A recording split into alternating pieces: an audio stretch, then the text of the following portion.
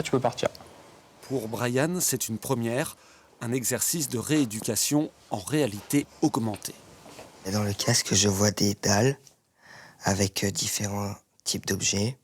Un ours en peluche, un ballon de foot, un tricycle, un bateau. Brian est né prématuré et il souffre d'une paralysie cérébrale qui peut perturber l'apprentissage ou les enchaînements d'actions. Cet exercice permet de travailler la mémorisation en lien avec les déplacements dans l'espace. Nickel. C'est une autre façon d'apprendre, c'est de manière ludique. Quand on a un handicap, c'est difficile d'apprendre. Oui, ça peut être difficile d'apprendre. Donc là, ça peut être utile, ce jeu. Oui. Brian est suivi à l'Institut d'éducation motrice de Couzex, qui participe à cette étude pilote pour améliorer la rééducation des adolescents atteints de lésions cérébrales.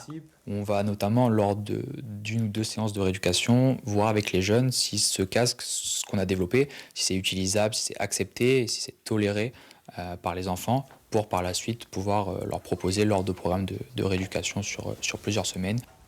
Le jeu peut être réalisé au domicile du patient tout en étant suivi et piloté à distance par un médecin. Au-delà de l'aspect ludique et personnalisable, il s'agit de donner à la rééducation une nouvelle dimension. Le but, c'est que l'enfant comprenne les difficultés, qu'il les rattache bien à son handicap, qu'il ne se sente pas victime de ça, mais qu'au contraire, il devienne acteur de son projet de soins et du coup, à terme aussi, de son projet de vie. C'est vraiment rechercher ça, l'autodétermination de l'enfant et la prise de confiance. Là, l'objectif, c'est que tu arrives à te repérer dans l'espace. Ces applications sont au cœur de l'activité d'un laboratoire de recherche de l'université.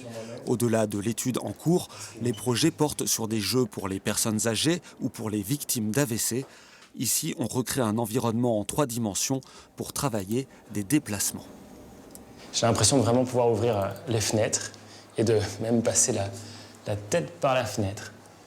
La réalité virtuelle, la réalité augmentée, ça se démocratise énormément aujourd'hui dans la société. Alors beaucoup pour le jeu, grand public. Là, l'objectif, c'est de le transposer dans le domaine de la santé en proposant justement des environnements qui soient plus immersifs, plus interactifs pour améliorer les capacités de rééducation, notamment en lien avec les programmes qu'on peut leur proposer. Alors que ça soit en kinésithérapie, en ergothérapie, tout ce qui va être sciences de la réadaptation.